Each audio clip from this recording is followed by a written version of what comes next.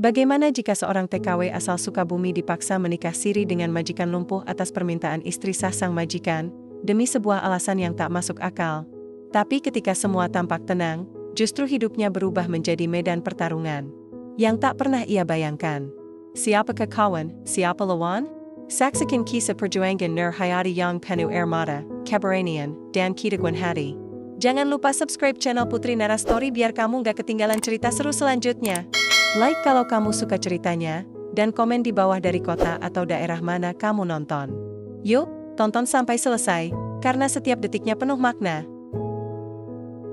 Pagi itu, aku berdiri di pelataran rumah kecil kami di Sukabumi, memandangi langit yang mendung. Aku sudah mengepak tas sejak subuh. Isinya tak banyak, hanya beberapa helai baju, mukena, dan foto almarhum ayah. Di luar pagar, mobil sewaan dari agen penyalur TKW sudah menunggu. Hati ini berat, tapi aku tak punya pilihan. Ibu duduk di kursi bambu sambil memegangi perutnya yang sakit. Wajahnya pucat, napasnya pendek-pendek. Tangannya gemetar saat menggenggam jemariku.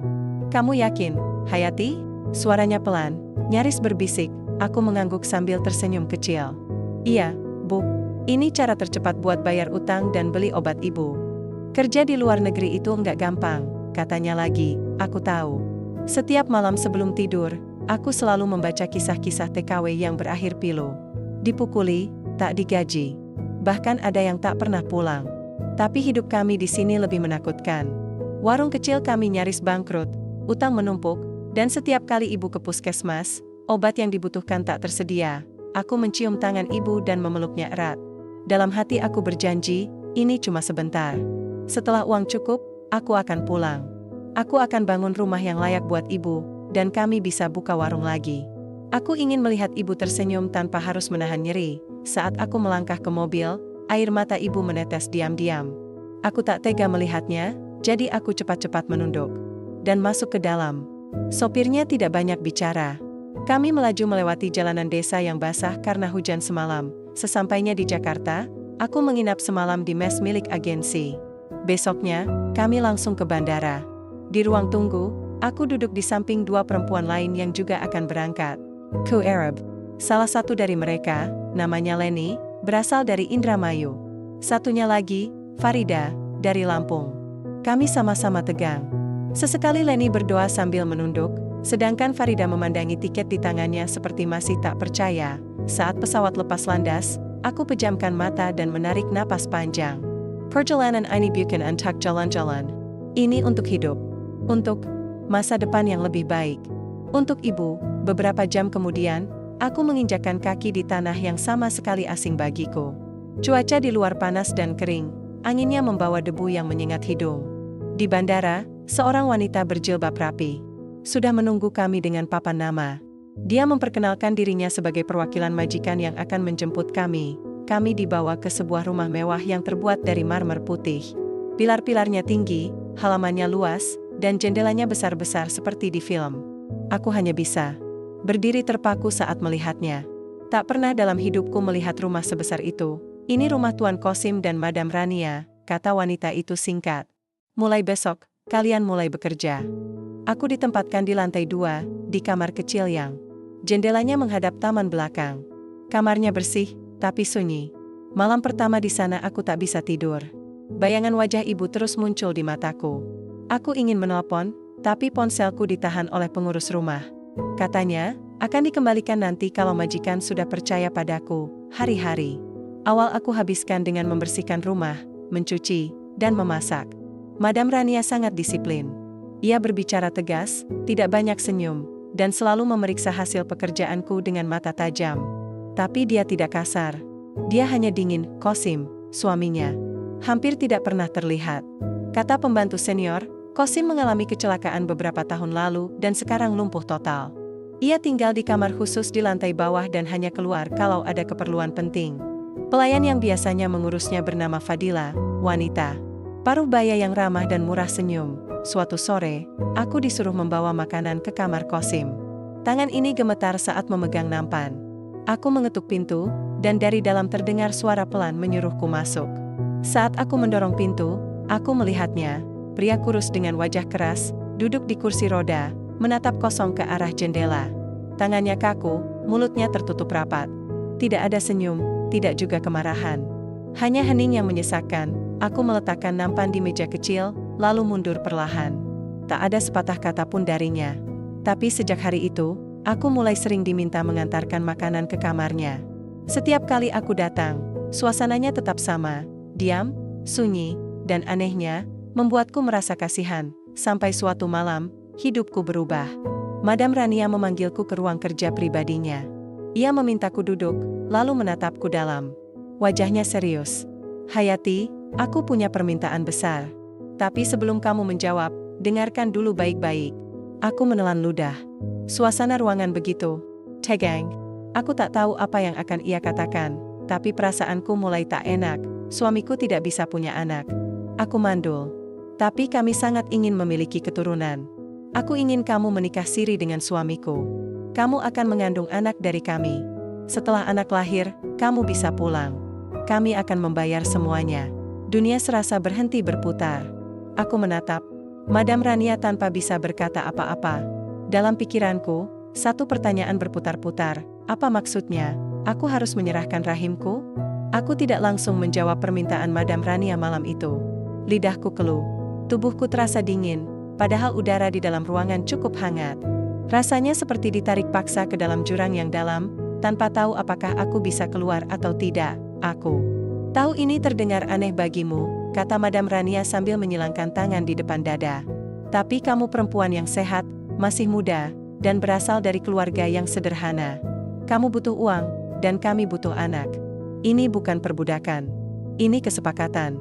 Sama-sama untung. Aku hanya bisa menunduk. Saya butuh waktu. Suaraku lirih, dia mengangguk. Tapi jangan terlalu lama. Kesempatan ini tidak datang 2 kali. Malam itu aku tidak bisa tidur. Aku duduk di pojok kamar, memeluk lutut sambil memandangi jendela. Bintang-bintang terlihat di langit Arab yang gelap dan sunyi. Aku mencoba berpikir jernih, tapi dadaku penuh sesak. Bagaimana mungkin aku menikah siri dengan pria yang bahkan tidak bisa berdiri? Yang tak pernah mengucapkan sepatah kata pun padaku? Lalu, mengandung anak untuk orang lain?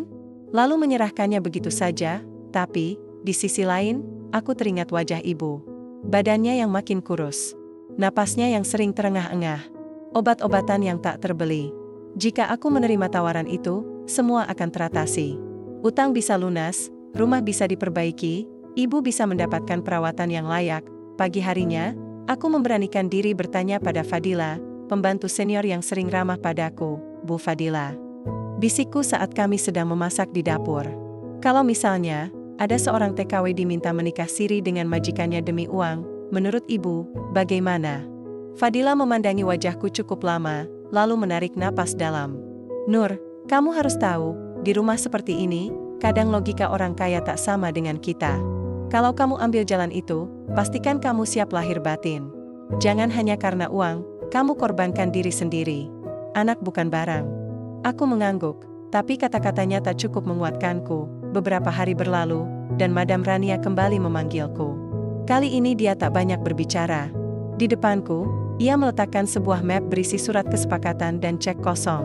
Kamu isi berapa pun yang kamu butuh, asal kamu tanda tangani ini, katanya. Kami sudah menyiapkan dokter, fasilitas terbaik, dan kamu akan diperlakukan seperti ratu sampai anak itu lahir. Setelah itu, kamu bebas. Aku melihat lembaran kertas itu dengan tangan gemetar. Angka-angka dalam kepalaku langsung muncul. Biaya rumah sakit ibu, utang, modal warung. Semuanya bisa lunas hanya dengan satu tanda tangan. Aku menatap Madam Rania. Kalau saya menolak, dia tersenyum cepis. Kamu tetap bekerja di sini. Tapi bisa jadi kami tak sebaik sebelumnya. Dan saya akan cari perempuan lain. Tawaran ini hanya berlaku untukmu karena kamu yang sudah saya nilai paling layak. Ancaman halus itu cukup membuat dadaku bergetar. Aku kembali ke kamar dengan kepala pening. Malamnya, aku menangis di dalam selimut. Aku tidak bisa menghubungi ibu. Tidak tahu bagaimana keadaannya. Aku merasa seperti berada di tengah badai yang tak punya arah. Tapi aku sadar, waktu terus berjalan. Keesokan harinya, aku kembali menemui Madam Rania. Dengan suara pelan, aku berkata, saya setuju. Tapi dengan syarat, setelah anak lahir, saya bisa pulang tanpa diganggu lagi. Dan keluarga saya tidak boleh tahu apapun soal ini. Dia mengangguk tenang. Tentu, kami tidak akan mencampuri hidupmu lagi setelah itu. Sore itu, prosesnya dimulai. Aku dibawa ke sebuah klinik mewah. Mereka bilang ini prosedur IVF. Tidak sakit, hanya sedikit tak nyaman. Aku tidak benar-benar paham detailnya. Yang aku tahu, tubuhku mulai menjadi milik orang lain. Hari-hari setelah itu terasa aneh. Aku tidak lagi mencuci atau mengepel. Madam Rania menyuruh semua pelayan memperlakukanku seperti tamu kehormatan. Aku makan 3 kali sehari dengan menu terbaik. Diperiksa dokter setiap minggu. Bahkan diberi kamar baru yang lebih luas dan sejuk. Namun semua itu tidak membuatku merasa lebih baik. Aku merasa seperti boneka. Semua orang tersenyum, tapi tidak ada kehangatan. Setiap kali aku memegang perutku, aku bertanya-tanya, bayi ini, anak siapa sebenarnya? Apa aku sanggup menyerahkannya nanti? Suatu hari, aku kembali mengantar makanan ke kamar Qasim. Dia tetap diam seperti biasa, duduk di kursi rodanya, memandangi jendela. Tapi hari itu berbeda. Saat aku hendak pergi, dia berbicara pelan, nyaris tak terdengar, kamu yang akan mengandung anakku? Aku terdiam. Jantungku berdetak kencang. Ini pertama kalinya dia bicara langsung padaku. Aku menoleh, pelan. Ayah, Tuan. Dia menatapku cukup lama. Wajahnya keras, tapi matanya tampak sayu. Seperti ada sesuatu yang dipendam, maafkan aku, katanya lagi. Aku tak bisa mencegah ini. Aku tak tahu harus menjawab apa. Aku hanya mengangguk dan meninggalkan ruangan itu dengan langkah berat. Di luar kamar, aku bersandar di dinding, mencoba menenangkan hati. Tapi kalimatnya terus terngiang dalam kepalaku. Aku tak bisa mencegah ini. Apakah dia juga korban dalam rencana ini? Ataukah semua ini hanya awal dari kisah yang lebih rumit dari yang kubayangkan? Minggu-minggu berlalu sejak aku menandatangani kesepakatan itu. Tubuhku mulai menunjukkan tanda-tanda awal kehamilan. Mual di pagi hari, rasa lelah berlebihan, dan selera makan yang naik turun. Madam Rania selalu memastikan aku mendapat perawatan terbaik. Dokter pribadi datang seminggu 2 kali, membawakan vitamin dan memeriksa perkembangan janin. Bayinya sehat, kata dokter setiap selesai pemeriksaan. Aku hanya bisa tersenyum kecil. Tapi jauh di dalam hati, aku merasa kosong. Hubunganku dengan Qasim juga mulai berubah. Sejak malam itu, saat dia bicara untuk pertama kalinya, aku jadi lebih sering dipanggil ke kamarnya. Bukan untuk melayaninya, tapi hanya untuk duduk dan berbicara. Namamu? Nur Hayati, ya, tanyanya suatu malam saat aku duduk di kursi dekat tempat tidurnya. Iya, Tuan. Jangan panggil aku Tuan. Panggil saja Qasim. Aku sempat terdiam. Tak menyangka ia begitu santai soal itu. Tapi aku mengangguk pelan. Baik, Qasim. Ia tersenyum lemah. Aku tidak pernah menyangka hidupku akan seperti ini. Dulu aku orang yang aktif, sering bepergian, suka naik motor besar. Tapi sekarang, matanya menerawang ke arah jendela. Kursi rodanya tampak tak bergerak di sudut kamar. Aku mengalami kecelakaan 2 tahun lalu. Waktu itu aku masih percaya, semuanya akan bisa kembali normal. Tapi ternyata tidak. Aku hanya mendengarkan. Rania istriku sejak kami masih muda. Tapi kami tidak pernah punya anak. Dia sangat terobsesi menjadi ibu. Aku tahu itu membebaninya. Dan ketika dokter bilang semua harapan sudah tertutup, dia berubah. Berubah bagaimana? Tanyaku pelan, dingin. Ambitious. Segala hal dihitung. Termasuk kamu. Aku terdiam. Kata-kata itu membuat leherku tercekat. Maafkan aku, Hayati, katanya tiba-tiba. Kau tidak seharusnya terlibat dalam semua ini. Aku menunduk. Saya menerima karena saya juga butuh. Saya butuh uang untuk mengobati ibu saya. Saya tidak merasa dipaksa. Qasim tersenyum tipis. Tetap saja, rasanya tidak adil. Seolah tubuhmu bukan milikmu sendiri. Sama seperti aku. Setelah lumpuh, tubuh ini rasanya bukan milikku. Pembicaraan kami malam itu menancap dalam pikiranku. Entah mengapa, aku merasa lebih manusiawi ketika berbicara dengan Qasim dibanding semua kemewahan dan perhatian yang diberikan Madam Rania. Tapi perlakuan Madam Rania semakin aneh, ia semakin menuntut banyak hal. Ia mulai mengatur makanan yang bolaku makan, pakaian yang bolaku pakai, bahkan buku yang bolaku baca. Kamu harus fokus pada kesehatan bayi. Jangan terlalu banyak aktivitas. Jangan stres. Suatu malam, aku tertangkap basah sedang menulis surat untuk ibu. Aku tahu surat itu tak akan pernah sampai, tapi menulis adalah caraku bertahan. Kamu tidak boleh kirim surat tanpa izin, kata Madam Rania dengan nada dingin. Kesepakatan. Kita jelas. tak ada kontak dengan keluarga. Kamu akan pulang setelah anak ini lahir. Sampai saat itu, kamu milik kami. Milik? Tanyaku tak percaya, ia menatap tajam. Secara hukum, anak itu milik kami. Dan kamu hanya penyalur. Jangan lupakan peranmu. Malam itu aku menangis sendirian di kamar. Perutku sudah mulai membesar. Aku mulai merasakan denyut kecil dari dalam. Setiap gerakan bayi membuat dadaku sesak. Bagaimana mungkin aku akan menyerahkan dia nanti? Qasim mulai lebih sering meminta waktu untuk bicara denganku.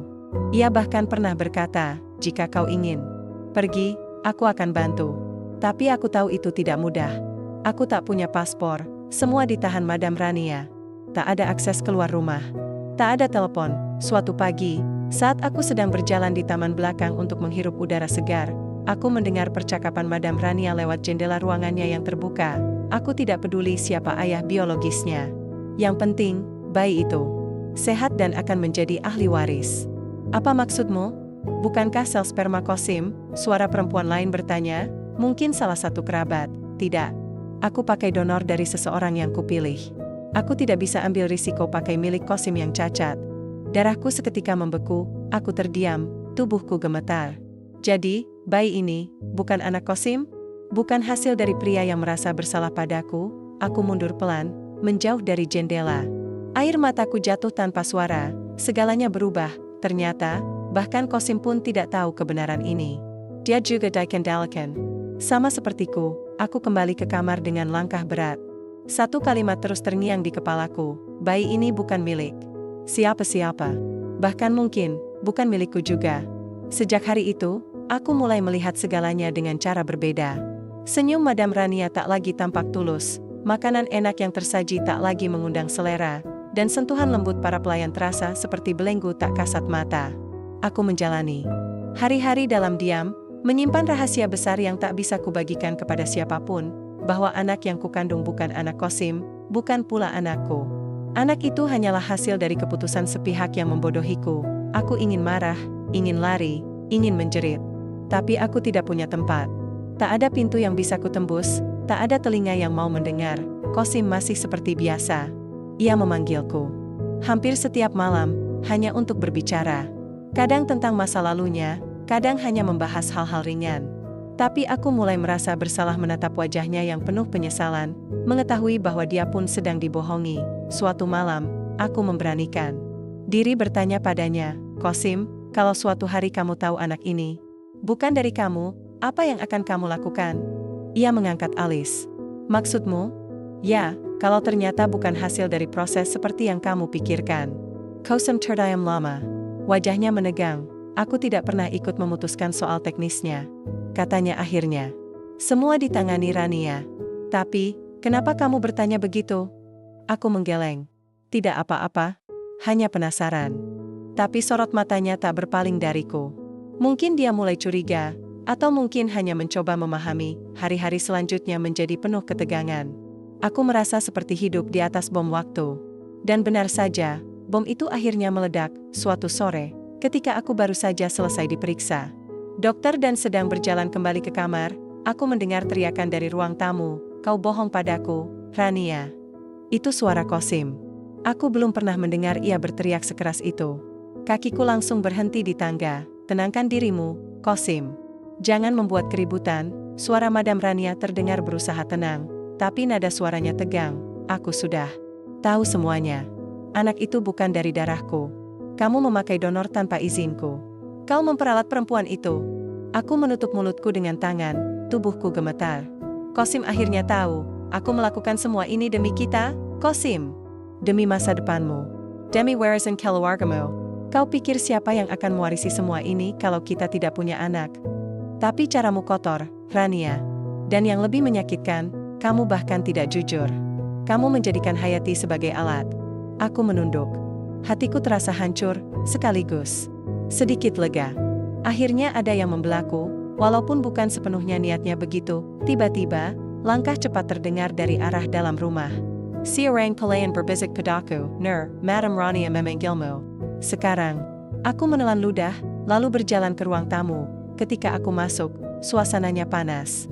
Qasim duduk di kursi roda dengan wajah tegang, sedangkan Madam Rania berdiri, matanya menyala penuh amarah. Kamu yang bilang ke dia, ya? Tanyanya tajam, aku menggeleng cepat. Tidak, saya tidak bilang apa-apa. Dia mendekat, menatapku dari dekat. Jangan coba-coba bohong. Kamu tahu kesepakatan kita. Kamu tidak punya hak ikut campur. Kau sememotong, kakap, Rania, Jangan. Salahkan dia. Semua ini karena kamu. Madam Rania memutar tubuhnya cepat. Kalau kamu lebih tegas sejak awal, semua ini tak perlu terjadi. Aku mundur perlahan. Rasanya aku tak boleh ada di sana, tapi entah mengapa kakiku tak bisa bergerak meninggalkan mereka. Mulai sekarang, kata Qasim dengan suara pelan namun tegas, Hayati tidak akan lagi di bawah kendalimu. Aku akan urus semuanya sendiri. Madam Rania tampak terkejut. Apa maksudmu? Aku akan bicara dengan pengacara. Aku akan pastikan dia dan bayinya aman. Dan jika kamu keberatan, kita bisa bicara soal perceraian. Kalimat itu membuat ruangan menjadi senyap. Bahkan aku hampir tak bisa bernapas. Madam Rania berdiri kaku, seperti batu. Beberapa detik kemudian, ia membalikkan badan dan pergi tanpa sepatah kata pun. Setelah ia pergi, Qasim menoleh padaku. Matanya tampak lelah, tapi juga lebih tenang dari sebelumnya. Maafkan aku, Hayati. Aku benar-benar minta maaf.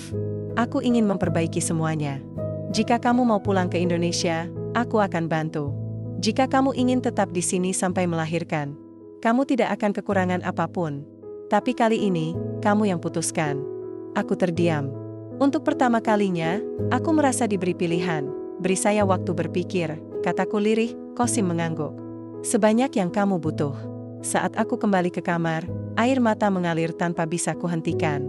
Bukan karena sedih, melainkan karena beban perlahan mulai terangkat. Tapi satu hal masih belum berubah, bayinya tetap tumbuh di dalam tubuhku. Dan pada akhirnya, aku tetap harus memutuskan, akan kuberikan dia, atau akan kupeluk selamanya? Hari-hari setelah pertengkaran itu berjalan seperti mimpi. Rumah yang dulunya penuh aturan dan diam-diam terasa mencekam, kini terasa lebih tenang. Madam Rania tak lagi muncul di hadapanku. Kata Fadila, ia memilih tinggal di apartemen pusat kota. Untuk sementara, menenangkan diri dari drama rumah tangga, Qasim menepati janjinya. Ia memanggil seorang pengacara ke rumah. Bukan untuk membuat kontrak baru, tapi untuk membebaskan semua hakku. Dokumen yang dulu membuatku seperti budak kini dirobek di hadapanku. Mulai hari ini, kamu tidak terikat apapun dengan kami, kata Qasim pelan. Keputusan tentang bayi ini hanya milikmu. Aku nyaris tak percaya. Di dalam hati, aku bersyukur. Tapi di sisi lain, aku sadar beban baru justru dimulai. Sekarang semuanya tergantung padaku. Kalau saya ingin pulang ke Indonesia, tanyaku hati-hati. Aku akan bantu semua prosesnya, jawabnya cepat. Tiket, visa, uang, semuanya. Tapi bagaimana dengan bayi ini? Qasim terdiam. Wajahnya terlihat jauh lebih tua dari usia sebenarnya. Kalau kamu ingin membesarkannya sendiri, itu hakmu. Tapi kalau kamu ingin dia tumbuh dalam lingkungan yang baik di sini, aku siap membantu sebagai wali. Tapi tetap, keputusan akhirnya di tanganmu. Malamnya, aku duduk di jendela kamarku, memandangi langit malam kota Riyadh. Di perutku, gerakan kecil mulai terasa makin sering. Bayi ini hidup, Niara, dan sepenuhnya bergantung padaku. Aku mengusap. Peratku pelan. Kamu titipan Tuhan. Tapi dunia ini penuh kebohongan. Ibu harus kuat, ya? Beberapa hari kemudian, aku menerima surat dari Indonesia.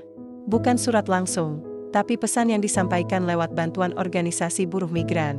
Isinya singkat, ibumu sudah membaik. Obat-obatan dari uang yang kamu kirim sangat membantu.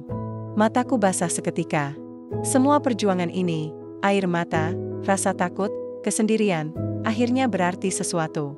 Aku menyelamatkan hidup seseorang yang paling kucintai. Tapi sekarang, aku harus menyelamatkan hidup bayi yang belum lahir ini. Pagi itu, Qasim memanggilku ke ruang kerja pribadinya. Di sana sudah ada seorang wanita paruh baya berkerudung rapi dan seorang pria muda berpakaian resmi. Aku ingin kenalkan kamu pada Bu Laila, kata Qasim. Dia seorang konselor, bisa membantumu berpikir jernih. Kalau kamu mau. Aku sedikit gugup, tapi aku mengangguk. Tak ada salahnya bicara dengan seseorang yang netral. Bu Laila menyapaku dengan suara lembut. Kami bicara di ruang taman belakang. Ia tidak menghakimi, tidak menasihati secara berlebihan. Ia hanya mendengarkan, dan itu hal yang sangat aku butuhkan. Nur, katanya pelan, kamu telah melalui banyak hal yang berat. Tapi yang paling Penting sekarang adalah, apa yang kamu inginkan? Tanpa memikirkan tekanan dari siapapun. Kalau kamu tidak bisa menjawabnya sekarang, tak apa. Tapi jangan biarkan rasa bersalah menentukan keputusanmu. Aku terdiam lama setelah dia pergi. Kata-katanya seperti membelah pikiranku. Beberapa malam kemudian, Qasim kembali memanggilku. Ia tampak lebih tenang. Kalau kamu memutuskan untuk tinggal, aku ingin kamu tahu, kamu tidak harus menjadi siapa-siapa di rumah ini. Tidak sebagai istri, bukan juga pembantu. Aku hanya ingin kamu hidup damai. Kenapa kamu begitu baik? Tanyaku akhirnya. Qasim tersenyum miris. Karena aku tahu rasanya kehilangan kendali atas hidup sendiri. Dan kamu, telah diseret ke dalam sesuatu yang tak kamu pilih. Aku mengangguk. Saya ingin melahirkan di sini. Tapi setelah itu, saya ingin pulang. Membesarkan anak saya. Sendiri. Sendiri? Ayah. Saya ingin anak saya tahu siapa ibunya. Bukan dibesarkan dalam bayang-bayang kebohongan. Qasim tampak berat menerima itu, tapi ia mengangguk. Kalau begitu, aku akan siapkan segalanya. Kamu akan punya tempat tinggal, biaya hidup cukup, dan bantuan hukum jika perlu. Tapi janji padaku satu hal, apa? Jangan lupakan bahwa kamu berhak bahagia. Beberapa minggu kemudian, perutku semakin besar. Dokter bilang kandunganku sehat. Qasim semakin jarang terlihat karena kesehatannya pun menurun. Tapi setiap kali aku datang menemuinya, ia selalu tersenyum. Semoga anakmu jadi manusia bebas, katanya sekali waktu. Bukan boneka dalam permainan siapapun. Saat aku keluar dari kamarnya hari itu, aku tahu, pilihanku sudah bulat, anak. Ini bukan sekadar hasil dari perjanjian gelap atau ego orang kaya. Ia adalah harapan. Kesempatan untuk memutus lingkaran kebohongan. Aku akan melahirkannya, dan aku akan pulang, aku akan menulis ulang takdirku. Dengan tangan sendiri. Dengan cinta yang tulus. Dengan harga diri yang tak akan pernah kujual lagi. Kontraksi pertama datang di pagi hari, saat udara Riyadh masih sejuk dan rumah dalam keadaan tenang. Aku sedang berjalan perlahan di taman belakang, menikmati matahari yang belum terlalu panas, ketika tiba-tiba rasa nyeri menghantam perutku seperti gelombang besar. Aku terhuyung, berpegangan pada kursi besi di dekat kolam kecil. Napasku terengah, dan jantungku berdetak kencang. Rasa sakitnya datang cepat, menusuk sampai ke pinggang. Aku tahu, waktunya telah tiba. Fadila, pelayan rumah yang selama ini membantuku diam-diam, segera berlari setelah melihat wajahku memucat. Nua, kontraksi, ya? Tunggu, aku panggil dokter. Qasim langsung diberitahu. Tak lama kemudian, sopir rumah mengantarku ke rumah sakit terdekat dengan ambulans pribadi. Aku menggenggam erat ujung selimut saat rasa sakit itu datang dan pergi. Seperti ombak yang tak ada hentinya. Suara mesin ambulans bercampur dengan degup jantungku sendiri. Di rumah sakit, aku langsung dibawa ke ruang bersalin. Perawat-perawat berbicara cepat dalam bahasa Arab, dan seorang dokter perempuan datang dengan wajah tegas tapi menenangkan. Tenang, Hayati. Kamu akan melahirkan hari ini. Semua akan baik-baik saja. Aku mengangguk, walau tubuhku menggigil. Di antara rasa sakit, aku mencoba mengingat wajah ibu, senyum Qasim, dan suara kecil dalam hati yang selama ini membuatku bertahan. Aku akan jadi ibu. Dan aku harus kuat. Beberapa jam kemudian, dengan air mata bercampur peluh, aku melahirkan. Tangis pertama bayiku terdengar nyaring, menggema di ruang bersalin seperti nyanyian kemenangan. Anak laki-laki. Sehat. Sempurna, selamat, Ini anakmu, kata dokter itu sambil menyerahkan bayi mungil yang dibalut selimut putih ke pelukanku. Air mataku jatuh tak tertahan. Aku menatap wajah kecilnya, merah, keriput, tapi sangat hidup. Napasnya cepat, kulitnya hangat. Aku belum pernah merasa sedekat ini dengan siapapun. Kamu aman sekarang, bisikku pelan. Kamu milikku. Dan aku tidak akan membiarkan siapapun mengambilmu. Beberapa jam kemudian, setelah tubuhku sedikit pulih, perawat membawaku ke ruang rawat. Qasim datang, didorong oleh Fadila. Wajahnya pucat, tapi matanya berbinar saat melihatku dan bayi yang sedang kugendong. Boleh aku lihat? Tanyanya pelan. Aku menggenggak. Ia mendekat, menatap bayi itu dalam diam. Kemudian berkata, dia tampak kuat. Seperti kamu. Aku tersenyum lelah. Namanya Malik, artinya raja. Qasim menggenggak pelan. Nama yang bagus. Sangat bagus. Kami terdiam cukup lama. Qasim lalu mengambil sesuatu dari kantong bajunya, selembar amplop. Ia menyerahkannya padaku. Ini dokumen kepulanganmu. Paspor, tiket, dan sejumlah uang. Aku juga sudah siapkan pengacara di Indonesia untuk membantumu menetap di sana dengan tenang. Tanganku bergetar saat menerima amplop itu. Kamu benar-benar melakukan ini. Ia menatapku dalam-dalam. Aku sudah terlalu lama hidup dalam ilusi. Kamu memberiku satu-satunya kesempatan untuk menebus semuanya. Aku ingin kamu bebas. Dan anak ini juga bebas. Aku menangis. Tapi kali ini bukan karena sakit, bukan karena takut, tapi karena perasaan. Lega yang sangat besar. 3 minggu kemudian, aku berdiri di bandara dengan Malik di pelukanku. Ia tertidur nyenyak dalam selimut tipis berwarna biru. Fadila ikut mengantarku sampai ke ruang tunggu terakhir. Ia memelukku erat sebelum aku masuk ke gate. Hati-hati, Nur. Kamu gadis yang kuat. Dan ibu yang luar biasa, katanya sambil tersenyum. Aku membalas pelukannya. Terima kasih. Tanpa kamu, aku nggak tahu bisa bertahan atau tidak. Langit Riyadh pagi itu cerah, seolah ikut memberiku restu untuk kembali ke tanah air. Saat pesawat mengudara, aku memejamkan mata. Dalam pikiranku, aku melihat rumah kecil di Sukabumi. Wajah ibu yang selalu kuingat, dan masa depan yang perlahan mulai terbuka. Namun, hidup tak pernah sesederhana itu. Sesampainya di Indonesia, aku pikir semuanya akan mudah. Tapi kenyataannya, menjadi ibu tunggal di kampung halaman bukan perkara ringan. Banyak tetangga yang bertanya-tanya tentang bayi itu. Ada yang mencibir, ada yang menyindir, ada pula yang menganggapku perempuan gagal. Aku berusaha kuat. Kupeluk Malik lebih erat setiap kali komentar itu datang. Ibu menerimaku dengan pelukan hangat. Kamu pulang bawa nyawa baru. Jangan dengga omongan orang, Hayati. Tuhan tahu kamu sudah berjuang. Aku memeluknya, menangis sejadi-jadinya. Untuk pertama kalinya dalam hidup, aku merasa pulang bukan hanya secara fisik, tapi juga secara hati. Hari demi hari kulewati dengan Malik di sisi. Aku mulai menjahit pakaian dari rumah, mengambil pesanan kecil-kecilan. Uang dari Kosim cukup untuk memulai, tapi aku tahu aku tak bisa selamanya bergantung pada itu. Aku ingin berdiri sendiri, ingin Malik tumbuh melihat ibunya sebagai perempuan yang mandiri, tapi jauh di lubuk hati, aku tahu, kisah ini belum selesai, Madam Rania belum muncul lagi. Dan aku tahu dia bukan tipe orang yang akan diam selamanya. Dan benar saja, suatu malam, ketika aku sedang menidurkan Malik, ponselku berbunyi.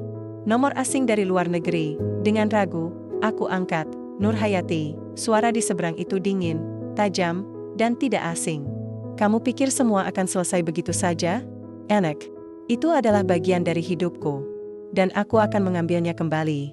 Nafasku tercekat, ancaman itu nyata, dan aku tahu, perjuanganku belum berakhir. Suara dari seberang telepon itu terus terngiang-ngiang di kepalaku. Malam itu, aku tidak bisa tidur. Malik pun ikut gelisah, entah karena merasakan kecemasan dari pelukanku yang terlalu erat atau karena udara malam yang dingin menusuk. Aku hanya bisa duduk di ranjang sempit di rumah ibu, menatap kosong ke jendela yang tertutup tirai usang. Anak itu bagian dari hidupku, dan aku akan mengambilnya kembali. Ucapan itu dingin, penuh ancaman. Itu suara Madam Rania. Tidak mungkin aku salah. Pagi harinya, aku menceritakan semuanya kepada ibu. Ia diam cukup lama sebelum akhirnya berkata, kamu harus bersiap, Hayati. Dunia mereka besar. Tapi kamu punya sesuatu yang lebih besar, niat baik dan keberanian. Aku mengangguk pelan, tapi jantungku tetap berdegup tak menentu. Aku tahu Rania bukan tipe orang yang hanya mengancam. Jika dia sudah bicara seperti itu, berarti dia benar-benar berniat mengambil Malik dariku. Siang itu, aku pergi ke kantor hukum yang dulu direkomendasikan oleh pengacara Kosim. Mereka ternyata memang sudah diinstruksikan untuk membantuku jika ada masalah hukum terkait anak atau statusku di masa depan. Tenang, Bu Nur, kata pengacara muda bernama Pak Wira itu. Secara hukum, ibu adalah orang tua kandung dan satu-satunya wali sah anak ini. Tidak ada ikatan hukum yang bisa digunakan untuk mengambil Malik tanpa persetujuan Anda. Tapi kalau dia pakai pengaruhnya, uangnya, itu bisa saja, apalagi kalau dia melibatkan pihak luar negeri. Tapi kami juga punya bukti kuat, dokumen-dokumen lengkap, termasuk surat pembatalan kontrak pernikahan siri yang ditandatangani langsung oleh suaminya, Tuan Kosim. Aku menarik napas lega, tapi tak sepenuhnya tenang. Kalau mereka datang ke Indonesia, kita bisa minta perlindungan hukum lokal. Asalkan ibu tidak lengah. Kalau bisa, hindari pergi sendiri atau ke tempat yang jauh dari lingkungan yang ibu percaya. Saran itu kuturuti. Selama beberapa minggu berikutnya, aku mulai lebih waspada. Aku tak lagi meninggalkan rumah tanpa ibu atau tetangga dekat. Malik selalu kubawa dalam gendongan atau kuletakkan dalam pengawasan keluarga, tapi rasa was-was itu tetap menghantui. Aku tahu Rania bukan hanya wanita kaya biasa. Ia punya koneksi, pengaruh, dan ambisi yang tak mudah dipatahkan, hingga suatu sore, seseorang mengetuk pintu rumah kami. Seorang pria berpakaian rapi berdiri di ambang pintu, membawa tas kerja dan sebuah map coklat di tangannya. "Selamat sore. Saya dari Lembaga Adopsi Internasional," katanya ramah, tapi suaranya terasa dingin di telingaku. "Saya ingin bicara dengan Ibu Nur Hayati, tentang anak bernama Malik bin Qasim." Aku memeluk Malik lebih erat. "Saya ibunya. Ada keperluan apa?" Ia membuka mapnya, menunjukkan beberapa lembar dokumen. "Kami mendapat permintaan dari pihak luar negeri untuk meninjau kembali hak asuh anak ini. Mereka mengklaim bahwa anak ini dijanjikan kepada pasangan suami istri sebagai bagian dari perjanjian adopsi sebelum lahir." Aku mendadak lemas. Tidak pernah ada perjanjian seperti itu. Saya tidak pernah menandatangani apapun tentang adopsi.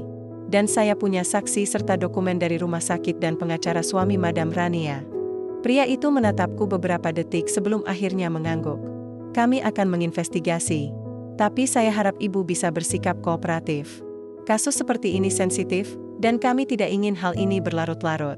Setelah pria itu pergi, aku langsung menghubungi Pak Vera. Ia datang keesokan harinya, membawa berkas tambahan dan menyarankanku untuk mencatat setiap orang yang mendekat dan mengaku mewakili lembaga atau hukum. "Mereka sedang menguji ketahanan mentalmu, Bu Nur. Jangan lengah, tapi jangan juga panik. Kita masih memegang kendali." Seminggu kemudian, aku mendapat surat resmi dari pihak imigrasi yang menyatakan bahwa status Malik sah sebagai warga negara Indonesia dan aku adalah wali tunggalnya. Itu sedikit memberiku ketenangan, namun ancaman Rania bukan hanya soal hukum. Beberapa hari setelah itu, rumah kami dilempari batu tengah malam. Malik menangis sejadi-jadinya, ibu ketakutan, dan para tetangga keluar untuk membantu. Tapi pelakunya tak tertangkap. Di batu itu ada secari kertas bertuliskan huruf Arab yang sudah kusam, "Kami akan datang lagi." Aku menggigil. Ini bukan sekadar ancaman biasa. Mereka mengintimidasi. Tapi aku tidak bisa tinggal diam. "Cukup," kataku malam itu sambil menatap Malik yang sudah kembali tidur. Kalau mereka pikir aku akan menyerah, mereka salah besar. Esok paginya, aku pergi ke kantor media lokal. Kupikir, jika hukum tidak cukup membuat mereka mundur, maka sorotan publik akan menjadi pelindungku. Aku menceritakan kisahku, dari awal bekerja sebagai TKW, hingga dipaksa menikah demi bayi, sampai akhirnya harus mempertahankan hakku sebagai ibu. Wartawan wanita yang mewawancaraiku menatapku penuh simpati. "Cerita ini akan mengguncang banyak orang. Tapi apa kamu siap, Nur?" Aku mengangguk. "Aku tidak takut pada mereka. Aku hanya takut pada satu hal. Anakku tumbuh dalam kebohongan dan kehilangan ibunya karena diam." Minggu berikutnya, kisahku dimuat di media online lokal dengan judul besar, "Demi Anak, Mantan TKW Lawan Istri Pejabat Arab Kaya." Cerita itu viral, dan aku tahu, medan perang sudah berubah. Tapi aku tak akan melangkah mundur. Aku adalah seorang ibu, dan aku akan berjuang sampai akhir. Berita itu meledak seperti bom. Dalam waktu 2 hari, cerita tentang aku dan Malik tersebar kemana-mana. Banyak media lokal mulai memberitakan ulang, bahkan akun-akun media sosial membagikan kisahku disertai foto-foto lama yang entah bagaimana bisa mereka dapatkan. Komentar pun bermunculan. Ada yang mendukungku penuh. "Hebat sekali perjuangan Ibu Nur," tulis seorang netizen. Tapi tak sedikit pula yang sinis. "Kenapa dulu mau dinikahi kalau akhirnya seperti ini?" Aku sudah siap dengan itu. Sejak memutuskan membawa kisah ini ke ranah publik, aku tahu bahwa tak semua orang akan berpihak padaku. Tapi satu hal yang membuatku tenang, sejak berita itu viral, tak ada lagi yang berani mengusik rumah kami. Tak ada surat ancaman, tak ada orang asing mencurigakan di sekitar, dan tidak ada lagi batu melayang di malam hari. Tapi aku tahu, badai belum benar-benar reda. Beberapa hari setelah berita itu naik, Pak Wira datang ke rumah dengan wajah serius. Aku sedang menyuapi Malik, yang mulai aktif menolak sendok dan lebih suka makan dengan tangan. "Kita perlu bicara," kata Pak Wira pelan. Aku langsung tahu sesuatu sedang terjadi. Ada laporan dari pengacara pihak luar. Mereka merasa dirugikan karena nama mereka disorot buruk di media. Mereka mengajukan gugatan balik, pencemaran nama baik. Aku mematung, mereka pakai dasar hukum internasional. Dan ya, Kita belum tahu apakah ini akan berdampak langsung ke ibu. Tapi kita harus bersiap. Kalau mereka serius, bisa saja mereka membawa kasus ini ke pengadilan internasional. Aku terdiam kakap lama sebelum menjawab, aku cuma cerita kenyataan. Pak. Aku nggak mengada-ada. Pak Wira mengangguk. Saya tahu. Tapi ingat, kebenaran di mata hukum kadang harus didukung bukti dan jalur formal. Kita harus tetap waspada. Saya sedang siapkan pernyataan resmi dan pengacara tambahan, kalau sewaktu-waktu dibutuhkan. Hari-hari berikutnya kembali menjadi tegang. Aku mulai menghindari membuka media sosial, karena semakin banyak pesan yang masuk, baik yang menyemangati, maupun yang mencoba mengintimidasi, tapi di tengah semua itu, ada satu pesan yang membuat dadaku sesak. Sebuah email masuk dari alamat tak dikenal. Isinya singkat. Aku tahu apa yang sebenarnya terjadi. Anak itu bukan darah kosem. Kau juga tahu itu, kan, Nur? Tubuhku langsung dingin, tanganku bergetar saat menunjukkan pesan itu ke Pak Wira. Ia membaca pelan, lalu menatapku penuh tanya. Ini serius, Bu Nur? Maksudnya apa? Apa benar anak ini bukan anak biologis Tuan Kosim? Aku menunduk. Napasku tercekat, waktu itu sebelum pernikahan dengan Kosim terjadi, ada proses medis yang disiapkan oleh Madam Rania. Dia bilang kami akan menjalani IVF. Aku hanya disuruh ikut suntik hormon, datang ke klinik, lalu menandatangani beberapa dokumen. Semua cepat. Aku tak tahu sperma siapa yang dipakai waktu itu. Pak Wira memicingkan mata. Apa ada kemungkinan itu bukan dari Kosim? Aku mengangguk perlahan. Mereka bilang itu milik Kosim. Tapi aku nggak pernah melihat buktinya. Dan, waktu Malik lahir, Kosim sempat bilang, dia tampak seperti kamu, tapi tidak ada kemiripan dengannya. Pak Wira duduk lebih tegak. Kalau itu benar, kita bisa balikan keadaan.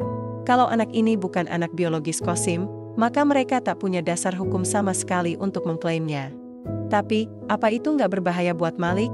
Maksudku, kalau sampai diketahui publik, anakku bisa dianggap tidak punya ayah sah. Kita bisa lindungi identitasnya. Tapi kita harus tahu pasti dulu. Ibu bersedia lakukan tes DNA? Aku mengangguk pelan. Demi Malik, YK. 2 minggu kemudian, hasil tes DNA keluar. Aku datang ke kantor pengacara dengan jantung berdegup. Keng. Pak Wira membuka amplop dan membaca pelan. Berdasarkan hasil uji DNA, tidak ditemukan kecocokan antara Malik bin Kosim dengan almarhum Kosim Al-Faruqi. Artinya, Malik bukan anak kandung dari Kosim. Aku terdiam. Rasanya campur aduk. Di satu sisi, ada kekhawatiran. Tapi di sisi lain, aku merasa lebih kuat. Kini, Rania tak bisa lagi memakai nama Kosim untuk menuntut Malik. Pak Wira menatapku tajam.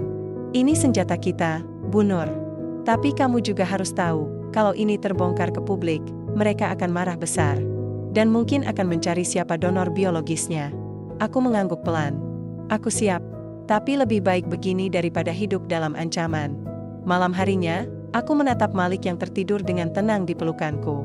Matanya yang bulat, rambutnya yang mulai ikal, napasnya yang teratur. Apapun yang terjadi, dia tetap anakku. Aku yang melahirkannya. Aku yang merawatnya. Dan aku yang akan melindunginya sampai titik darah penghabisan. Dan malam itu, aku sadar satu hal penting. Selama ini aku bertarung melawan orang luar. Tapi mungkin, pertarungan sebenarnya akan dimulai saat aku mencari kebenaran. Siapa sebenarnya ayah biologis Malik? Karena satu hal yang pasti, seseorang sedang menyimpan rahasia, dan rahasia itu, cepat atau lambat, akan mengubah segalanya. Pagi itu, aku bangun dengan perasaan tak menentu. Rasanya seperti berjalan di atas benang tipis yang menggantung di antara 2 jurang. Di satu sisi, hasil tes DNA memberi rasa aman karena Rania dan keluarganya kehilangan dasar untuk menuntut hak atas Malik. Tapi di sisi lain, pertanyaan baru muncul. Jika bukan darah Kosim, lalu siapa ayah kandung Malik sebenarnya? Aku duduk lama di teras, menatap langit Sukabumi yang mendung. Udara terasa berat. Malik masih tidur, dan ibu sedang menyiapkan sarapan. Sejak berita hasil tes keluar, aku belum benar-benar bicara pada siapapun selain Pak Wira. Aku butuh waktu untuk mencerna semuanya. Ponselku bergetar. Sebuah pesan WhatsApp masuk dari nomor asing. Dia sudah tahu, dan dia akan segera mencarimu. Aku terdiam. Jantungku berdetak cepat. Siapa dia? Apa maksud pesan itu? Beberapa menit kemudian, telepon masuk. Kali ini dari Pak Wira. Bu Nur, saya dapat informasi penting. Kami menelusuri catatan dari klinik fertilisasi tempat Madam Rania dulu membawa Anda. Ada satu nama donor yang mencurigakan. Bukan atas nama Kosem. Nggak pakai nama samaran? Tanyaku cepat. Memang pakai nama kode. Tapi kami dapat bocoran dari seorang mantan staf klinik yang bersedia bekerja sama. Dia menyebut satu nama, Fawaz Al-Faruqi. Aku terdiam sejenak. Fawaz? Adik Thierry Kosem. Dia jarang muncul di publik. Kabarnya dia tinggal di Dubai, aktif di sektor bisnis dan filantropi. Usianya lebih muda 12 tahun dari Kosim. Belum menikah, dan ini yang penting, dia punya riwayat sebagai donor sperma dalam proyek IVF swasta. Aku hampir tak percaya dengan apa yang kudengar. Jadi, Malik mungkin anak dari Fawaz, dia tahu? Tanyaku pelan, kami belum menghubunginya langsung. Tapi bisa jadi dia tahu dari berita yang viral. Atau mungkin dari Rania. Dan jika dugaan ini benar, semuanya akan jadi lebih rumit. Aku menarik napas dalam. Aku ingin tahu langsung dari dia. Aku ingin dengar dari mulutnya sendiri. 3 hari kemudian, seseorang mengirim pesan melalui email dengan bahasa Indonesia yang fasih. Aku ingin bertemu. Aku tak pernah tahu soal ini sampai belakangan. Aku mohon, izinkan aku menjelaskan. F. Dengan hati-hati, aku meminta Pak Wira menelusuri identitas pengirim. Hasilnya cocok. Itu Fawaz. Awalnya aku ragu. Tapi setelah berdiskusi panjang, akhirnya kami menyetujui untuk bertemu di sebuah hotel di Jakarta. Tempat netral dan aman, disaksikan oleh tim hukum. Saat aku tiba di lobi hotel bersama Pak Wira, seorang pria Arab bertubuh tinggi dan berwajah lembut berdiri dari sofa. Dia mengenakan pakaian kasual, rapi, dengan raut wajah yang terlihat gugup. Tak ada kesan arogan, tak ada sorot mata licik seperti yang kupikirkan sebelumnya. Nur Hayati, tanyanya pelan. Aku mengangguk. Dia tersenyum kecil, lalu menunduk dalam-dalam. Maafkan aku. Aku tidak tahu sama sekali tentang Malik. Sampai aku melihat wajahnya di berita. Wajah itu mirip ibuku. Aku langsung curiga. Aku duduk perlahan di kursi seberang. Suasana di ruangan terasa tegang. Aku tahu kau pasti marah, bingung, bahkan muak. Tapi tolong dengarkan aku. Beberapa tahun lalu, Rania memintaku menjadi donor. Katanya demi Kosem, demi nama keluarga. Katanya, Kosim terlalu sakit untuk punya keturunan sendiri. Saat itu, aku berpikir itu akan membantu mereka. Tapi aku tidak tahu mereka akan memanfaatkanmu seperti ini. Aku menatapnya lama. Kenapa tidak kau cari tahu lebih dulu? Kenapa tidak kau peduli? Dia menghela napas. Aku di luar negeri, jarang pulang. Setelah Kosim meninggal, aku tinggal sepenuhnya di Dubai. Kami bukan keluarga yang akrab, Nur. Aku pikir semua berjalan baik. Sampai aku lihat wajah anak itu. Dan wajahmu. Aku menggigit bibirku. Air mata mulai terasa di ujung mata. Bukan karena sedih. Tapi karena campur aduk. Kalau memang kamu ayah kandung Malik, kenapa kamu ingin menemuiku? Mau apa dariku? Dia menggenggak pelan. Bukan untuk mengambil Malik. Bukan. Aku tahu kamu. Yang membesarkannya. Kamu ibunya. Aku hanya ingin mengakui. Kalau boleh, aku ingin menjadi bagian kecil dari hidupnya. Sebagai ayah. Atau sekadar orang yang peduli. Tapi kalau kamu tidak izinkan, aku tak akan memaksa. Aku menunduk. Jantungku berdetak-tak Karawan, Malik bukan hadiah. Dia bukan barang yang bisa diminta. Tapi dia pantas tahu dari mana dia berasal. Suatu hari nanti, dia pantas tahu siapa ayah kandungnya. Fawaz tersenyum kecil, matanya berkaca. Itulah yang aku pikirkan juga. Pertemuan itu berlangsung lebih dari 1 jam. Tak semua hal selesai, tapi satu hal pasti. Kami sepakat untuk menempatkan Malik sebagai prioritas. Fawaz ingin membuktikan bahwa dia bisa menjadi figur ayah tanpa merebut peran siapapun. Saat aku pulang ke Sukabumi, Malik menyambutku dengan tawa ceria dan pelukan erat. Aku menangis dalam pelukannya. Bukan karena takut lagi, tapi karena lega. Tapi aku tahu, ini belum akhir, karena Rania belum berhenti. Dan saat dia tahu Fawaz mulai ikut terlibat, mungkin langkahnya akan makin gila. Dan saat itulah, aku harus siap berdiri lebih kuat lagi, demi Malik. Demi kebenaran. Aku kira setelah pertemuan dengan Fawaz, semuanya akan mulai tenang. Tapi aku salah. 3 hari setelah aku kembali ke Sukabumi, sebuah surat resmi datang dari kantor pengacara yang mewakili Rania. Isinya, tuntutan hukum atas pencemaran nama baik, penelantaran warisan keluarga, dan, yang paling mengejutkan, Klaim bahwa aku telah memperalat anak hasil IVF untuk mencari perhatian publik dan keuntungan pribadi. Tanganku gemetar saat membaca surat itu. Ibu yang duduk di sebelahku langsung merebut lembaran itu dan membacanya. Dengan wajah menegang, mereka benar-benar gila, gumam ibu. Mau apa lagi sekarang? Bukti sudah jelas, Malik bukan anak Qasim. Bukankah itu malah membebaskan kamu dari semua urusan mereka? Aku hanya bisa diam. Rasanya seperti dicekik. Mereka tidak peduli soal kebenaran. Yang mereka pedulikan hanya satu, harga diri. Nama keluarga, aku langsung menelepon Pak Wira. Suaranya terdengar serius tapi tenang. Saya sudah baca dokumennya, Bu Nur. Jangan panik. Ini hanya taktik tekanan. Mereka tahu mereka tidak punya dasar hukum kuat. Tapi mereka ingin membuat ibu takut, goyah, lalu menyerah. Apa yang harus saya lakukan? Kita siapkan tim hukum tambahan. Tapi yang lebih penting, kita buat serangan balik. Kita punya Fawaz. Dia bisa bersaksi, dan keterlibatannya bisa membalikkan situasi sepenuhnya. Aku terdiam sejenak. Apa Fawaz akan mau? Saya sudah bicara dengannya tadi pagi. Dia bersedia. Sore itu, Fawaz menghubungiku lewat panggilan video.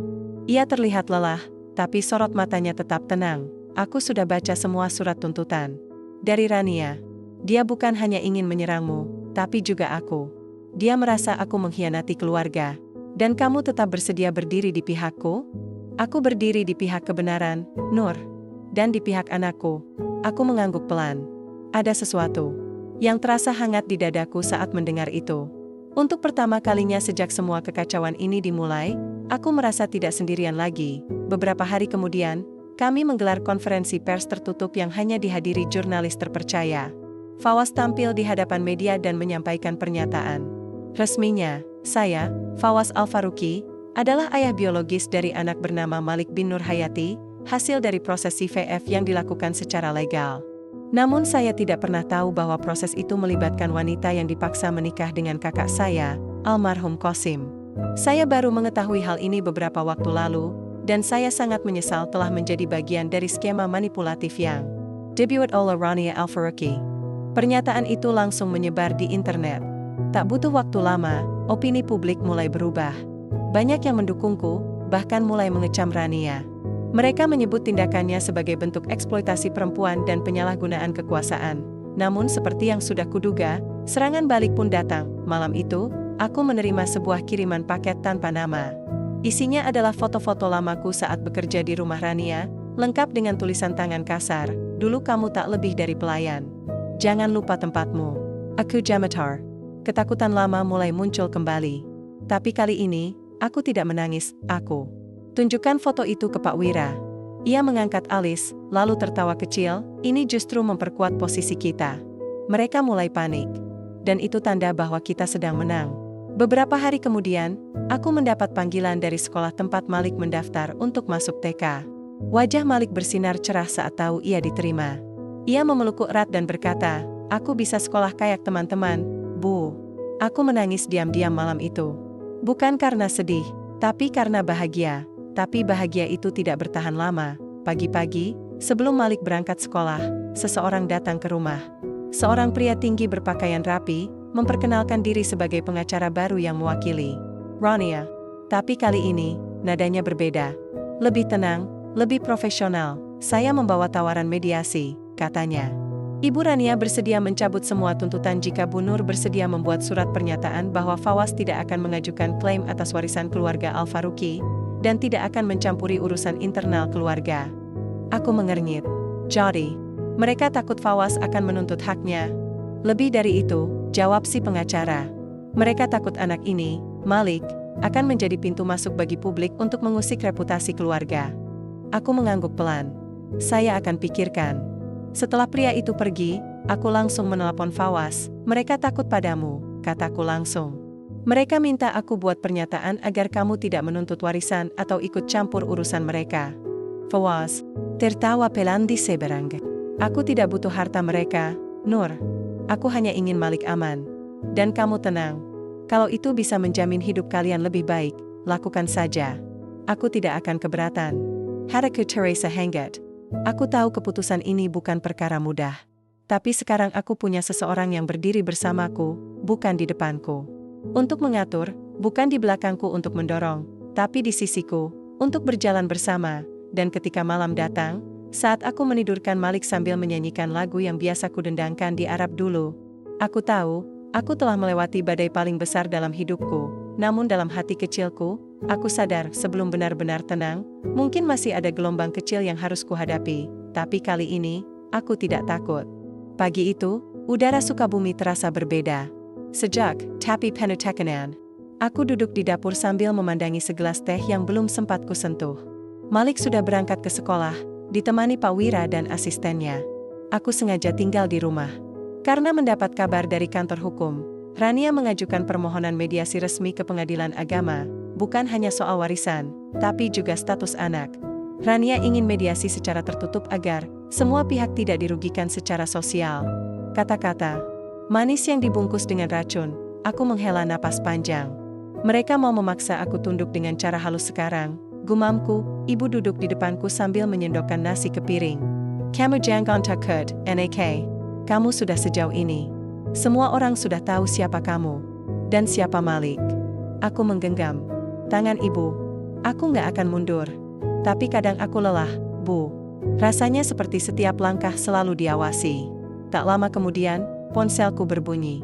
Pesan dari Fawaz masuk. Aku sudah tiba di Jakarta. Besok pagi aku akan ikut mediasi. Kamu nggak sendirian. Pesan itu membuat nafasku terasa lebih lega. Keesokan paginya, aku mengenakan gamis warna pastel dan kerudung abu-abu muda. Sederhana, tapi sopan. Di depan gedung pengadilan agama, sejumlah wartawan sudah menunggu. Namun kami masuk lewat pintu samping agar tidak menarik perhatian. Di ruang mediasi, Rania duduk di ujung ruangan. Wajahnya pucat, riasannya tipis, tapi tatapannya tetap tajam. Di sebelahnya duduk dua pengacara. Di sisi kami, ada Pak Wira dan Fawaz. Saat Fawaz masuk, Rania sempat memalingkan wajah, seolah tak ingin melihatnya. Mediator, seorang laki-laki paruh baya yang bijaksana, memulai pertemuan dengan pembukaan singkat. Ibu Rania mengajukan permohonan damai.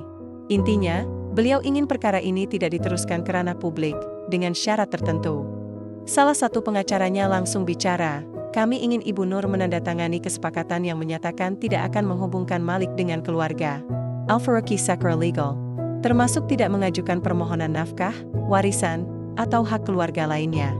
Aku menatap mereka satu persatu, dan kalian akan mencabut semua tuntutan terhadap saya? Tanyaku pelan. Benar, jawab pengacara. Aku melirik Fawaz. Ia mengangguk pelan, mendukung keputusanku. Lalu aku menarik napas dan berkata, saya tidak butuh harta. Saya tidak butuh nama besar. Tapi saya ingin satu hal, jangan pernah ganggu anak saya lagi. Jangan kirim surat ancaman, jangan fitnah saya, jangan sebarkan foto-foto saya di masa lalu untuk menjatuhkan saya di mata publik. Kalau itu bisa dijamin, saya setuju. Rania menatapku, dan untuk pertama kalinya, aku melihat matanya sedikit bergetar. Mediator mencatat kesepakatan. Tidak ada jabat tangan, tidak ada senyuman.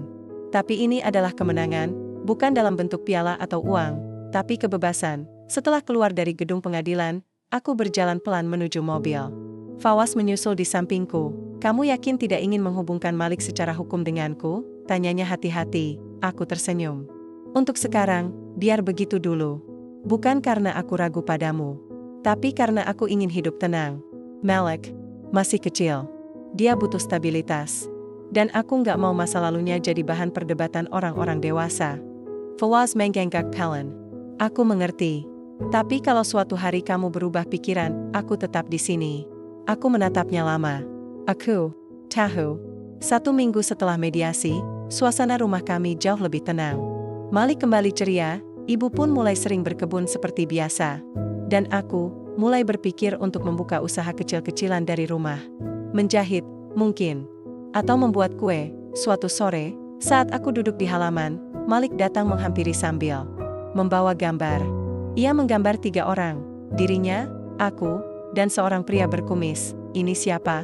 Tanyaku sambil menunjuk gambar pria itu. Om Fawaz, jawabnya polos. Dia baik. Boleh nggak dia datang ke rumah? Aku tersenyum. Anak sekecil itu bisa merasakan siapa yang tulus padanya, mungkin suatu hari, nak. Tapi sekarang, kita nikmati. Dulu waktu kita berdua, ya. Malamnya, aku berdiri di depan cermin, memandangi bayanganku. Wanita yang kulihat di sana bukan lagi Nur Hayati yang dulu datangku Arab hanya dengan mimpi dan keberanian. Ia sekarang seorang ibu, seorang perempuan yang pernah terjatuh tapi tak dibiarkan diinjak-injak. Teleponku berbunyi lagi. Kali ini dari nomor asing. Tapi ada firasat yang membuatku ragu untuk mengangkatnya. Ketika akhirnya kuangkat, suara di ujung sana terdengar dingin. Kamu pikir ini sudah selesai? Kamu belum tahu siapa yang sebenarnya menarik benang dari balik layar. Jangan terlalu percaya pada yang kamu anggap berpihak padamu. Telepon langsung terputus. Aku terdiam. Tiba-tiba, semua yang kurasa aman menjadi goyah.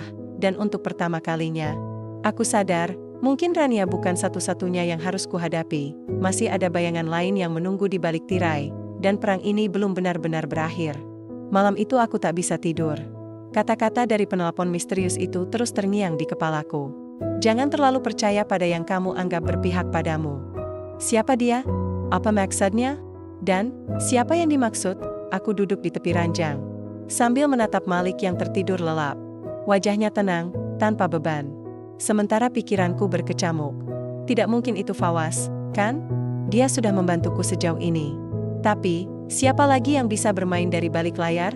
Keesokan harinya, aku pergi ke kantor pengacara Pak Wira untuk mengecek dokumen resmi hasil mediasi. Di ruangannya yang sejuk dan tenang, Pak Wira menggelar map coklat berisi salinan kesepakatan. Semuanya sudah rapi, Bu Nur. Mediasi selesai, Rania tak bisa lagi ganggu kamu secara hukum, ucapnya. Aku mengangguk, lalu memberanikan diri bertanya, Pak, apakah mungkin ada pihak ketiga yang bermain dalam kasus ini? Maksud saya, selain Rania? Pak Wira menatapku tajam. Kamu dengar sesuatu? Aku mengangguk pelan dan menceritakan tentang telepon semalam. Wajah Pak Wira menegang. Ia langsung mengambil laptopnya, mengetik sesuatu dengan cepat, lalu menunjukkannya padaku. Ini hasil investigasi tambahan tim saya. Kami telusuri alur dana di rekening yayasan milik keluarga Al-Faruqi. Ada transfer mencurigakan beberapa tahun lalu, dan pengirimnya bukan Rania. Aku mendekat, membaca nama penjuru, Hisham Al-Faruqi. Hisham, aku mencerniat, adik kandang Kosem. Saudara tiri Fawaz juga. Dia tinggal di Eropa, jarang muncul. Tapi punya saham cukup besar di perusahaan keluarga. Dan, dia punya catatan gelap di masa lalu. Aku menarik napas panjang. Jadi, semua ini mungkin bukan hanya permainan Rania? Bisa jadi. Rania mungkin hanya boneka. Atau, bagian dari permainan yang lebih besar. Sepulang dari kantor Pak Wira, aku merasa dadaku makin sesak. Kalau Hisham benar-benar terlibat, maka ancamannya lebih besar dari yang kubayangkan. Aku mencoba menghubungi Fawaz, tapi pesannya hanya dibaca, tak dibalas. Malam itu, aku membuka laptop dan mencari informasi tentang Hisham. Namanya jarang muncul di media. Tapi aku menemukan sebuah artikel lama, yang menyebutkan keterlibatannya dalam investasi gelap dan penyuapan pejabat di luar negeri. Semuanya ditutup dengan rapi oleh kekuatan keluarga. Semakin kubaca, semakin aku sadar, aku dan Malik sedang berada di tengah pusaran orang-orang berpengaruh yang tak segan menghancurkan siapa saja demi menjaga nama mereka. Dan yang paling membuatku takut, aku tak tahu siapa yang benar-benar bisa kupercaya. 2 hari kemudian, Fawaz datang ke Sukabumi tanpa pemberitahuan. Ia muncul di depan rumah dengan wajah lelah tapi penuh kekhawatiran. Aku tahu kamu mencoba menghubungiku, katanya pelan. Maaf baru datang. Ada hal yang harus aku pastikan. Aku mengajaknya masuk. Dan setelah Malik tidur, kami bicara di ruang tengah. Fawaz, kamu kenal Hisham? Tanyaku to the point, wajahnya langsung berubah. Ia tak menjawab cepat, malah menunduk. Aku tahu dia, akhirnya ia berkata. Dia, saudara tiri dari ibu yang berbeda. Kami tidak pernah akrab. Dia orang ambisius, jenjen, dan sejak dulu, dia tidak suka Kosem. Juga tidak suka aku. Menurutmu, dia bisa jadi dalang dari semua ini? Fawaz menatapku lama. Mungkin, aku tak bisa pastikan. Tapi beberapa waktu lalu, dia menghubungiku. Menyuruhku menjauh darimu dan Malik. Katanya, jangan bawa aib keluarga ke publik. Waktu itu aku kira dia cuma marah karena aku memihakmu. Aku tercekat.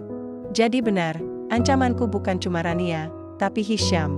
Dia bilang, kalau aku terus terlibat, maka semua bantuan untukku akan diputus. Termasuk posisiku di yayasan keluarga, lanjut Fawaz. Aku memegang lengan Fawaz. Kamu masih mau bantu kami? Nur, katanya pelan. Kalau aku harus kehilangan semuanya demi kamu dan Malik, aku rela. Mataku panas. Tapi sebelum aku bisa menjawab, pintu rumah diketuk keras dari luar. Brak, brak, brak. Aku dan Fawaz saling pandang. Jantungku berdetak kencang. Fawaz berdiri dan membukakan pintu. 3 pria berseragam rapi berdiri di depan, memperlihatkan kartu identitas. Selamat malam. Kami dari Imigrasi dan Divisi Penyelidikan Keuangan. Kami menerima laporan bahwa rumah ini digunakan untuk aktivitas yang melibatkan dana asing ilegal. Kami diminta melakukan pengecekan. Aku berdiri terpaku. Dana asing ilegal? Laporan siapa? Fawaz langsung bicara. Saya kenal prosedurnya. Kalian pasti membawa surat tugas resmi. Salah satu pria itu menyerahkan map, tapi yang mengejutkanku, nama pelapor di sana adalah Hisham Al-Faruqi. Tanganku mengepal. Jadi benar. Ini bukan sekedar ancaman. Ini sudah perang. Setelah para petugas pergi tanpa menemukan apapun yang mencurigakan, Fawaz duduk di ruang tamu, wajahnya suram. Mereka sudah mulai bergerak. Ini baru awal, katanya Pelin. Kita harus hati-hati. Aku mengangguk, tak ada lagi tempat untuk ragu. Ini bukan hanya tentang masa lalu yang menghantuiku. Ini tentang masa depan Malik. Tentang keberanian seorang ibu melawan mereka yang punya kuasa. Dan aku tahu, di babak terakhir ini, hanya akan ada 2 pilihan, bertahan, atau dihancurkan. Pagi itu, aku berdiri di halaman rumah sambil memandangi langit Sukabumi yang sedikit mendung. Udara masih dingin, tapi rasanya lebih ringan dari sebelumnya. Malik sudah berangkat sekolah, dan Fawaz sedang berbicara dengan pengacara melalui panggilan video di ruang tamu. 1 minggu telah berlalu sejak penggerebekan palsu itu, dan semuanya berubah sejak saat itu. Kami tak bisa tinggal diam. Bersama Pak Wira, kami mulai mengumpulkan bukti keterlibatan Hisham. Dari transaksi keuangan, laporan manipulasi yayasan, keluarga, hingga dokumen perjanjian gelap antara dia dan beberapa pihak media untuk menjatuhkanku. Aku tahu perjuangan ini berat, tapi aku tidak lagi sendirian. Fawaz tetap mendampingiku. Ia bahkan bersedia memberikan pernyataan resmi ke media bahwa Malik adalah anak kandung Qasim dan hasil pernikahan siriku yang sah. Berita itu mengguncang publik, tapi sekaligus memulihkan nama baikku. Yang lebih penting lagi, nama Malik tak lagi disembunyikan seolah dia aib keluarga. 2 minggu setelah itu, kami mendapat kabar, Hisham dipanggil otoritas keuangan internasional terkait pencucian uang. Rupanya, laporan-laporan kami ditindaklanjuti oleh badan hukum yang lebih tinggi. Pengaruh keluarga Al-Faruqi memang besar, tapi kebenaran selalu punya jalannya sendiri. Aku tahu ini bukan akhir dari masalah. Tapi paling tidak, kami berhasil membuat mereka gentar. Suatu sore, aku duduk bersama Fawaz di teras belakang rumah sambil minum teh. Malik bermain bola di halaman dengan tawa riang. Aku memandangnya dengan hati penuh syukur. Dia tumbuh jadi anak pemberani, kata Fawaz sambil tersenyum kecil, seperti ayahnya. Jawabku pelan. Walau dia nggak sempat mengenal Qasim secara utuh, aku akan pastikan dia tahu kebaikan. Ayahnya. Fawaz menatapku lama. Dan bagaimana dengan kita? Aku terdiam sejenak. Angin berembus lembut, membawa aroma tanah basah. Setelah semua yang terjadi, aku ingin hidup yang sederhana, Fawaz. Tanpa drama, tanpa rasa takut. Kalau kamu bersedia menjalani itu bersamaku dan Malik, aku tidak akan menolaknya. Ia tersenyum, lalu menggenggam tanganku. Aku tidak ingin kemana-mana lagi. Tempatku di sini, bersamamu. Beberapa bulan berlalu, aku mulai membuka usaha kecil di rumah, membuat kue-kue tradisional dan menjualnya secara online. Pesanannya perlahan bertambah, dibantu oleh tetangga dan teman-teman baruku. Rumah yang dulu terasa penuh beban kini berubah jadi tempat penuh canda dan harapan. Malik tumbuh sehat, cerdas, dan makin percaya diri. Ia tak lagi canggung mengenalkan nama belakangnya, Al-Faruqi. Tapi aku selalu mengingatkannya, nama bukan segalanya. Yang penting adalah tindakan dan ketulusan hati. Fawaz kini menetap di Indonesia. Ia membuka cabang yayasan pendidikan untuk anak-anak kurang mampu di Sukabumi. Bukan karena ingin pamer, tapi karena ia tahu, di sanalah tempat awal luka itu terbentuk, dan harus disembuhkan di tempat yang sama. Satu hari, aku menerima surat dari pengacara keluarga Al-Faruqi di Arab. Surat itu menyampaikan bahwa Qasim, sebelum meninggal, pernah menulis surat wasiat lain, yang baru ditemukan belakangan. Di dalamnya, Qasim menyebutku dengan nama penuh, Nur Hayati binti Mulyadi, istri sahku, ibu dari anakku, Malik Qasim Al-Faruqi. Dan ia meminta agar kelak Malik diberi pilihan untuk mengenal keluarga besar di tanah kelahirannya. Air mataku jatuh perlahan. Akhirnya, kebenaran tak lagi bisa disembunyikan. Beberapa tahun kemudian, aku berdiri di bandara bersama Malik dan Fawaz. Kami akan pergi ke Arab Saudi. Bukan untuk tinggal, tapi untuk memenuhi keinginan Qasim, agar Malik mengenal tanah darahnya. Tapi kali ini, aku datang bukan sebagai TKW. Aku datang sebagai wanita yang telah berjuang, jatuh, berdiri lagi, dan akhirnya menemukan harga dirinya. Bu, nanti kita ke rumah Bapak, ya? Tanya Malik pelan. Aku tersenyum. Iya, Nok. Kita akan ke makamnya. Dan kamu bisa bilang langsung padanya bahwa kamu tumbuh jadi anak yang baik. Pesawat kami dipanggil. Saat berjalan menuju pintu keberangkatan, aku menoleh ke belakang sekali lagi. Menatap tanah yang pernah menyelamatkanku, juga menyakitiku. Tapi dari semua luka itu, aku belajar arti menjadi seorang ibu. Menjadi perempuan yang utuh, dan disitulah kisahku berakhir, bukan sebagai korban, tapi sebagai pemenang.